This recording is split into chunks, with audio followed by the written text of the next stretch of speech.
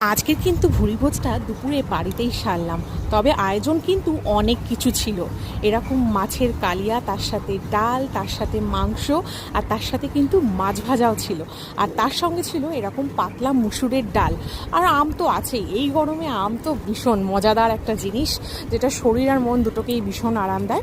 তো চলো ফার্স্টে ডাল দিয়ে খেলাম। আর ডালের সাথে কিন্তু এরকম গরম গরম আর ছোটো মাছের ভাজা কি যে ভালো লাগে। এটা কিন্তু বাটা মাছ, যে বাটা মাছগুলো একদম ছোট ছোট বাটা হয় সেগুলো বেশ কড়া করে ভেজেছিলাম। আর ডালটাও কিন্তু সর্ষে ফোড়ন দিয়ে করেছিলাম, দুর্দান্ত লাগছিল সত্যি। গরমে এই সমস্ত মজা দারুণ। শুধু রান্নাটা করাটা যেইটুকুনি কষ্ট, তারপরে যদি রান্নাটা ভালো হয় তখন খেয়ে যে তৃপ্তিটা থাকে না, এই যে রান্না করার কষ্ট সেটাও ভুলে যাই। যাই হোক, ডাল দিয়ে তো খাওয়া কমপ্লিট। এবার খাবো হচ্ছে এই দই কাতলা। দই কাতলাটা আজকে অনেক দিন পরে বানালাম, জানি না কেমন হয়েছে, তবে মনে হচ্ছে না খুব একটা টেস্টি হবে। বিকজ আমার যেন মনে হলো যে সেই কালারটাও আসেনি। আর আমি ঠিক সেই মানে হয় না রান্না করে একটা মন থেকে শান্তি, সেটাও না। আর যেমন ভাবনা তেমনি মাছের নুনটা বেশি হয়ে গেছিলো। আর তোমরা তো জানোই তরকারিতে যদি নুন একটু বেশি হয় তাহলে তরকারিটা একদম বেস্বাদ লাগে।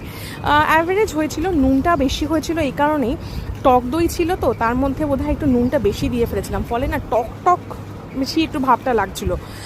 দইটা হয়তো একটু কম দিলে ভালো হতো। যাই হোক, নেক্সট টাইম আবার চেষ্টা করব, ভালো তো নিশ্চয়ই হবে। আর আমি রান্নায় অত পরিপাটি না, চেষ্টা করি যেটুকুনি যে পড়ার আর তোমাদের সঙ্গে শেয়ার করি। যাই হোক, দই কাতলা দিয়ে খাওয়া তো কমপ্লিট। এবার খাবো হচ্ছে চিকেন কষা দিয়ে।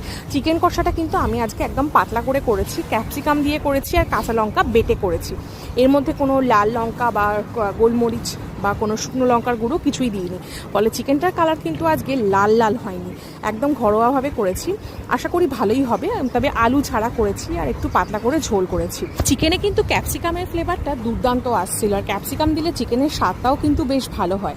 যাই হোক, আজকে খাওয়া দাওয়ার ভিডিও তো তোমাদের সঙ্গে শেয়ার করলাম, কেমন লাগলো অবশ্যই কমেন্ট করে জানিও। আর দেখা হবে কিন্তু একটা নতুন ভিডিওর সঙ্গে। ততক্ষণে আমি এই চিকেন ভাতটা এনজয় করি। তোমাদের দুপুরের মেনুতে কী ছিল সেটাও কিন্তু কমেন্ট করে জানাতে ভুলো না।